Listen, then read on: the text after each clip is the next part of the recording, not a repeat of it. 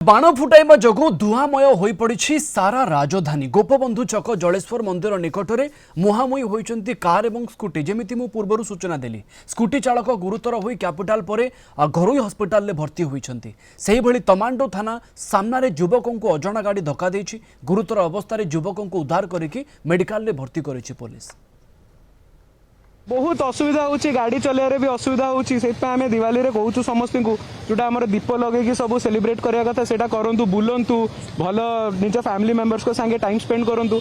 M सब बमा फमा पटेकी बहुत पॉल्यूशन होची, जो सांस नापी भी समस्त को दिक्कत होची। रास्ता गला आज्ञा रास्ता देखा होनी, बहुत कष्ट देखी देखी जाऊँ। इवन ट्रैफिक लाइट ठीक से देखा होनी, तो सेटा सब असुविधा होची आज्ञा। टिके रिक्स रे चले पड़ती बहुत पॉल्यूशन टा अधिक हो जाऊँगी। निश्वास तो बंद हो जाऊँगी। कौन पूरा रास्ता देखा होनी, लाइट आगे गोटे लाइट पड़गले पूरा देखा होनी। तापर मद चल आज उत्पात होती बहुत असुविधा हो। धुआं हबार गाड़ी टे माने फांका रोड को बाइक फाइक माने पिला माने चलाउछन मन इच्छा माने काटिकी जाऊँ गाड़ी सामान माने इे लाइट पड़ जाए धुआं देखा टोटाल।